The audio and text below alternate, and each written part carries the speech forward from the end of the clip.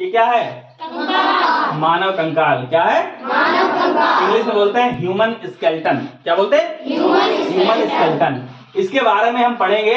इसकी जो सामान्य सी जानकारी वो हम आपको दे रहे हैं, वो ये है कि हमारे शरीर में टोटल हड्डियां कितनी होती है? 206। पसलियां कितनी होती हैं? 12 जोड़ी यानी 24। कितनी? 24। अगर आपके पूछे ये स्कल यानी जो खोपड़ी वाला हिस्सा है, ये इसमें कितनी हड्डियां होती हैं? कितनी होती? 22। और पूछे जो हमारी बैकबोन यानी रीढ़ होती है, उसमें टोटल जॉइंट्स कितने होते हैं? 33। और जो सबसे बड़ी हमारी हड्डी होती है ये वाली, इसे क्या बोलते हैं? फीमर। उसे सबसे बड़ी हड्डी बोलते हैं, जांघ की हड्डी, वो ये होती है। और जो सबसे छोटी होती है वो होती है स्टेपी। क्या होती है? ये सामान्य ज्ञान है। इस तरह के प्रश्न आपके एग्जाम में आ सकते हैं कि हमारे शरीर में टोटल कितनी हड्डियां होती हैं, सबसे बड़ी कौन सी होती है, टोटल पसलियां कितनी होती हैं, या फिर हमारे जो ऊपर का हिस्सा है स्कल खोपड़ी, उसमें टोटल कितनी हड्डियां होती हैं, या कितने जोड़ी पसलियां होती हैं, या सबसे छोटी हड्डी कौन सी होती है। ये है सामान्य बातें। और इसके बारे में जो डीप में अगर हम कुछ और जानना चाहें और इंटरेस्ट, जैसे हमें तो बहुत है, तो हमारे साथ ही जो सर है मनोज सर, आ जाइए। ये सर, इन्हें बहुत अच्छा एनाटॉमी का ज्ञान है, वो बताएंगे आपको। सर ये क्लास आपके हाथ में। ह्यूमन स्केलेटन जैसे सर ने बताया अभी आपके लिए, तो इसमें जैसे कि आपको पता है, सबसे पहले बेसिक कॉन्सेप्ट ये है कि बोन्स का जो है निर्माण वो किससे होता है, उसमें कौन कौन से तत्व पाए जाते हैं, ये हमको जानकारी जरूरी है। सबसे पहले इसमें जो है कैल्शियम, जो मानव स्केलेटन है वो उसमें जो है कैल्शियम और फास्फोरस होता है, कैल्शियम और फास्फोरस, उससे इनका निर्माण होता है। साथ साथ में सबसे पहले हम ये जानेंगे हमारे मानव शरीर में कितनी हड्डियां होती हैं? 206। सबसे पहले हम स्कल को रीड करते हैं, और स्कल में कितनी होती है? 22 हड्डियां होती हैं। जैसा कि हम लोग फेस के सामने जब देखते हैं तो उसमें इस फ्रंटल बोलते हैं। क्या बोलते हैं?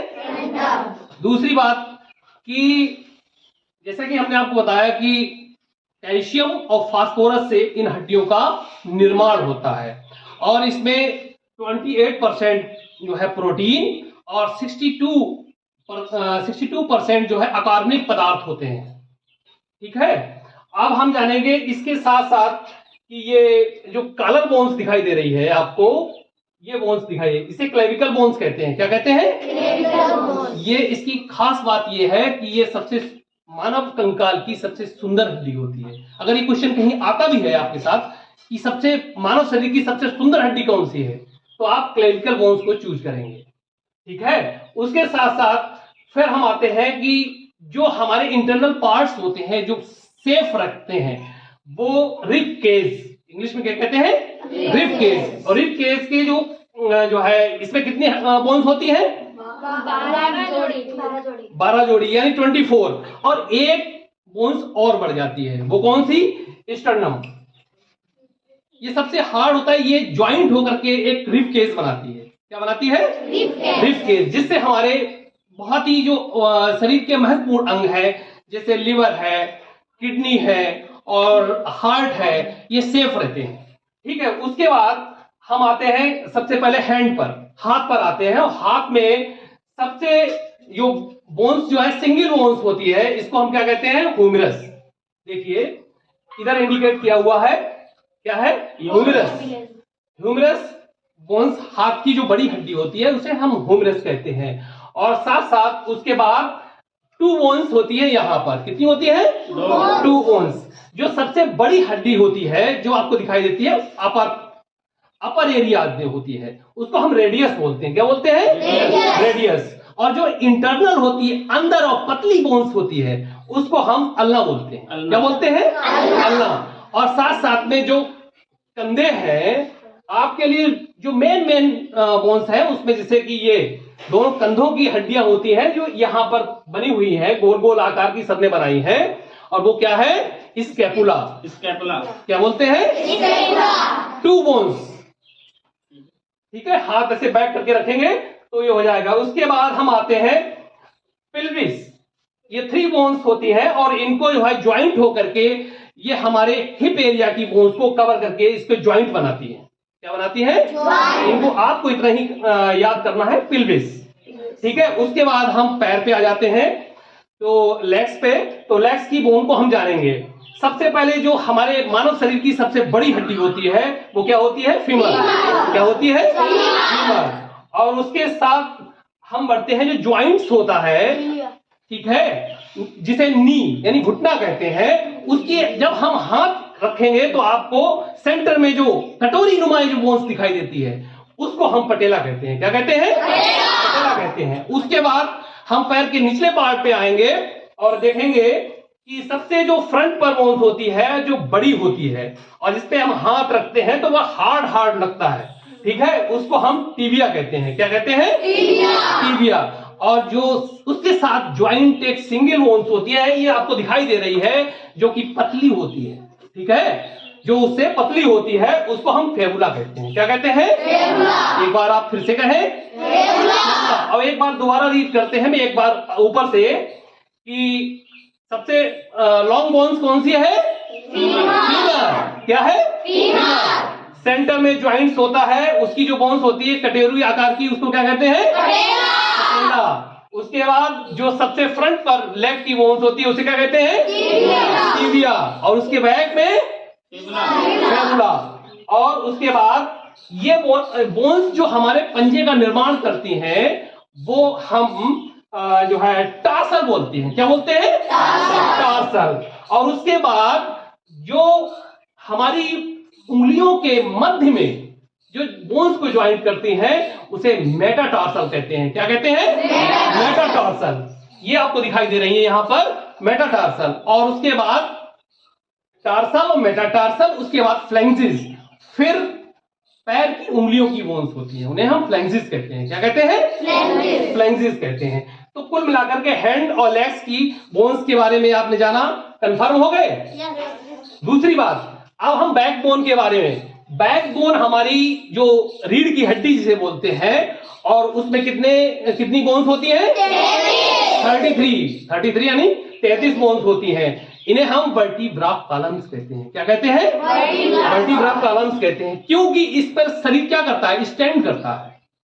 पूरी बॉडी जो है, जो आज हम फोल्ड हो रहे हैं, खड़े हो रहे हैं और किधर भी हम मुड़ पा रहे हैं, यही हमारे शरीर को आकार देती है। वैसे तो सारी बोन्स देती हैं, स्ट्रक्चर तो देती हैं, मगर ये फोल्डिंग नेचर्स है वो आपस में जुड़ी होती हैं, जिन्हें मेरुरंज हिंदी में भी कहते हैं। क्या कहते हैं? मेरुरंज। और इसके सेंटर से हमारे जो नर्व सिस्टम है, जो हमारी बॉडी ब्रेन तक ले जाती है। क्या करती है?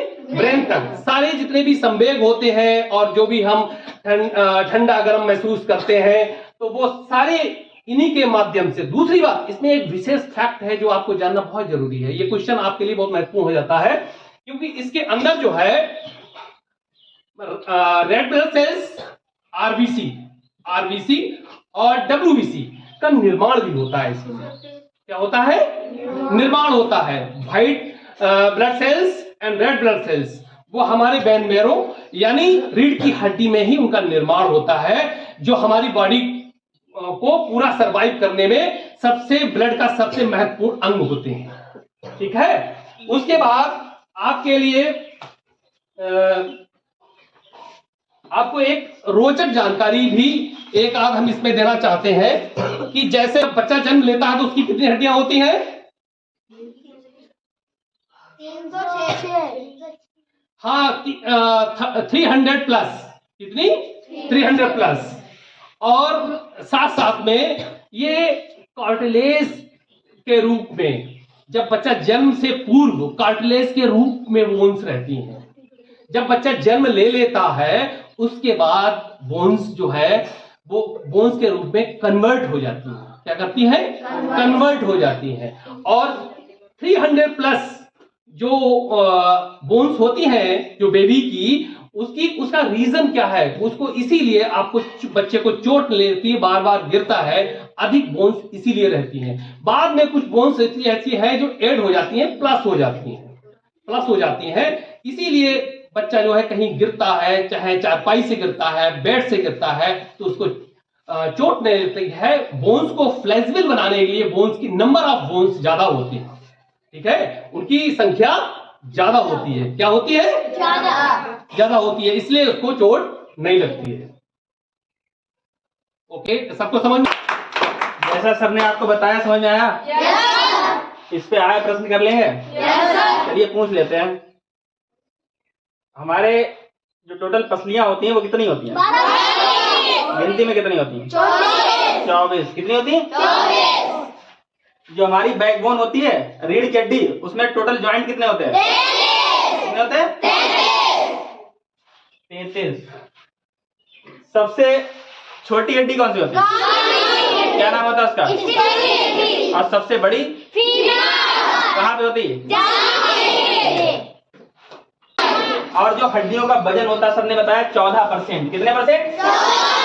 अगर किसी इंसान का वजन है 100 किलो, कितना है? 100 kg होता तो उसमें 70% हो गया पानी। कितना हो गया? 14% हो गई हड्डियां। 14% में बाकी जो बचा 16%। कितना? उसी में बाकी सब कुछ आता है जो गोश्त वगैरह होता है। समझ गए? उसमें बस इसी तरह के आसान आसान क्वेश्चन आएंगे जो आपको करने। ठीक है, समझ में आया?